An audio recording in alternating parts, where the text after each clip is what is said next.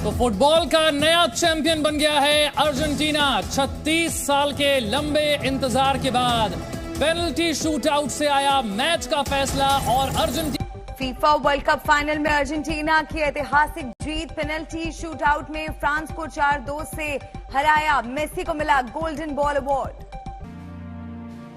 लगभग एक महीने से भी लंबे चलने वाले फुटबॉल के इस फीफा वर्ल्ड कप जो कि कतर में ऑर्गेनाइज किया गया था, वो 18 दिसंबर रविवार को ख़त्म हुआ, क्योंकि अर्जेंटीना ने अपना तीसरा फीफा वर्ल्ड कप फ्रांस को हराकर जीता।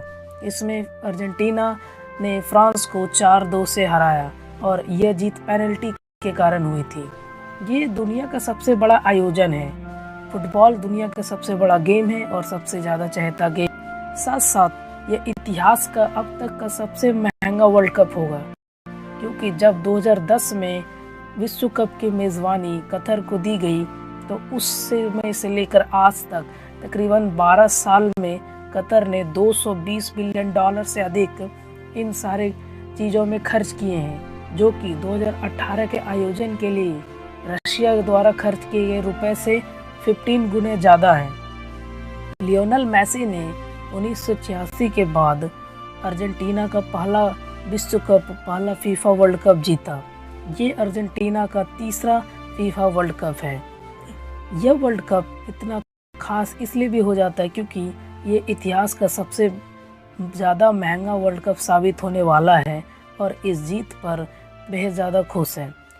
परंतु आप अर्जेंटीना जिस कपड़े को पहनती है, मतलब जिस जर्सी को पहनती है, उसका कलर क्या है? आखिरकार क्यों Argentina blue and white strips की जर्सी पहनती है?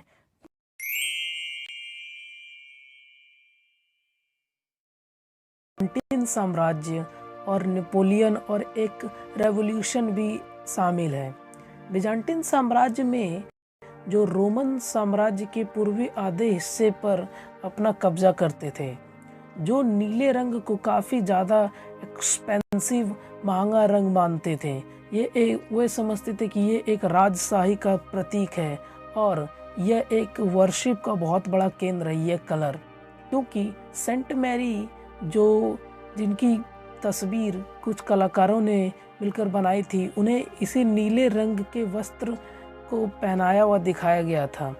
वह एक महत्वपूर्ण एवं सम्मानित व्यक्ति थी और इस नीले कलर के कारण काफ़ी ज़्यादा ये ब्लू कलर अर्जेंटीना और स्पेन में फैल गया। 5वीं शताब्दी के बाद से बिजांटिन मोज़ेक ने अपने वस्त्रों के लिए अजुराइट नामक कुछ चीज़ों का इस्तेमाल किया। मैरी के कपड़ों के लिए नीले रंग का प्रयोग काफ़ी ज़्यादा होने लगा और यह एक सेंटर व्यू बन गया कि लोग काफ़ी ज़्यादा धार्मिक कलर मानने लगे। इस नीले कलर मैरी के कपड़ों से मैच किया जाने लगा। पुनर्जागरण में जब कलाकार लेपिस लाजुली का उपयोग करते थे, जो अफगानिस्तान के माइंस से आया था। यह सोने की तुलना में अधिक था। अपने वस्त्रों के लिए पेंट बनाने के लिए इस चीज़ का उपयोग किया जाता था और यह काफ़ी दूर से आता था, इसलिए इसे बनाने वाले वर्णक को अल्ट्रा मैरिन लगा। लैटिन में इस शब्द का अर्थ होता है समुद्र के ऊपर से। अल्ट्रामारीन नीले रंग की एक गहरी और चमकदार छाया थी, जो इसकी सुंदरता और दुर्लभता के लिए बेशकीमती थी। वैशो भी 18वीं शताब्दी में चार्ल्स तृतीय स्पेन का राजा था। उनके बेटे जो चार्ल्स फोर्थ थे, उनकी शादी को तकरीबन उन्हें कोई संतान नहीं हुई थी। याद रखें कि इस समय स्पेन द्वारा अर्जेंटीना पर शासन था। जब क्योंकि चार्ल्स थर्ड के बेटे चार्ल्स फोर्थ को जब एक बच्चा हुआ तो चार्ल्स थर्ड काफ़ी खुश हुए, क्योंकि चार्ल्स थर्ड उस समय स्पेन के किंग थे और स्पेन अर्जेंटीना पर राज कर रहा था। इसलिए उस दिन को सेलिब्रेट करने के लिए उन्होंने 1771 में ऑर्डर ऑफ चार्ल्स थर्ड नाम का एक स्पेनियों के लिए एक विशेष साम्राज्य का निर्माण किया और उसी दिन खासकर सारे लोगों को एक कलर के ड्रेस को पहनकर आना होगा। इसके लिए चार्ल्स थर्ड ने सेंट मैरी द्वारा एक इंस्पिरेशन ले, क्योंकि सेंट मेरी को बहुत मानते थे चार्ल्स थर्ड। वे काफ़ी प्रार्थना करते थे कि उन एक अच्छा संतान हो जाए, जिसके कारण चार्ल्स थर्ड ने अपने बेटे चार्ल्स फोर्थ को यह आदेश दिया कि उन्हें ब्लू कलर पहनना चाहिए। इसके लिए चार्ल्स फोर्थ ने ब्लू कलर और वाइट कलर को मिक्स करके एक रोब पहना। आप इस फोटो में ये देख सकते हैं। यहाँ 1767 में गिवानी बटिस्टा टिपियोलो के वस्त्रों के हल्के नीले रंग को देख सकते हैं।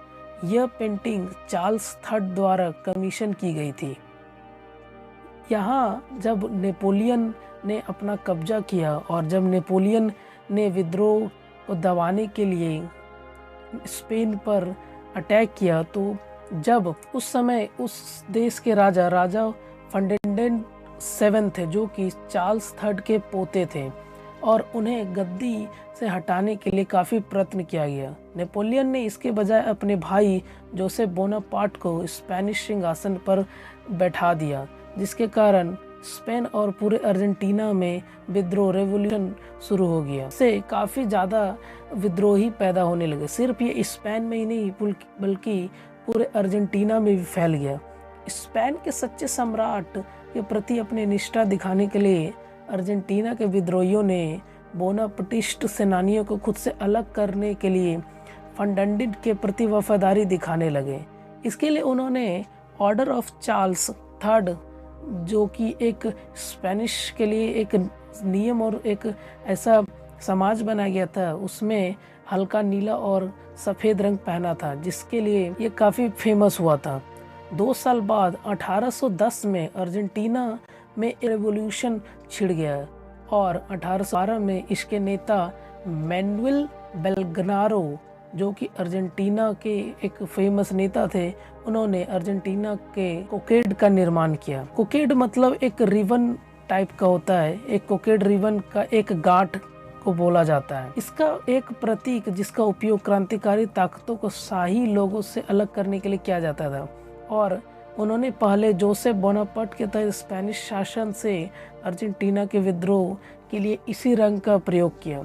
यह रंग the order of king Charles third के सच्ची राजशाही के लिए काफ़ी प्रेरित करता था। इसके लिए उन्होंने सबसे पहले अर्जेंटीना के इंडिपेंडेंट फ्लैग को डिज़ाइन करना शुरू किया। अर्जेंटीना का पहला फ्लैग 1816 में डिज़ाइन करके पब्लिश किया गया, जो कि वहाँ के नागरिकों को काफ़ी पसंद आया।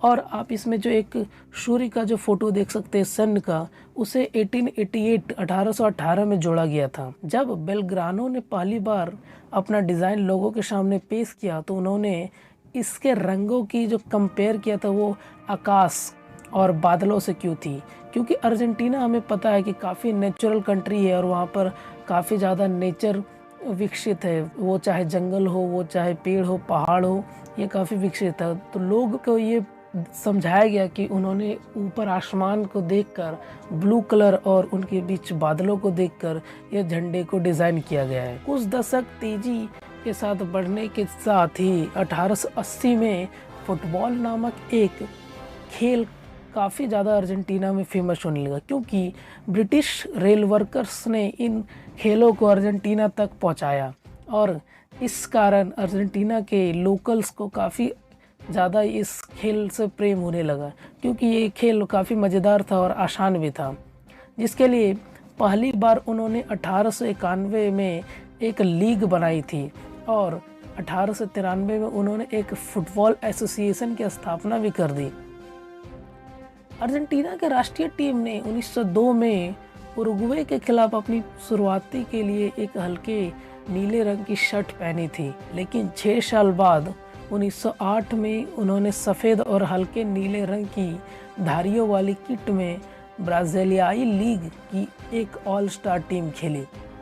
दोस्तों, 114 साल बाद अभी भी अर्जेंटीना वही रंग पहनता है जो उनके झंडे से अपनाया गया था।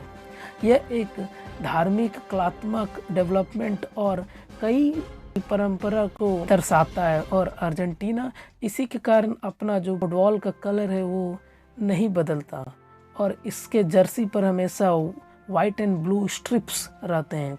ये उनके एक परंपरा में एडेड है, जो कि उनका एक लंबा इतिहास है। फुटबॉल का सबसे प्रतिष्ठित कीट में से अर्जेंटीना का ये blue strip and white strip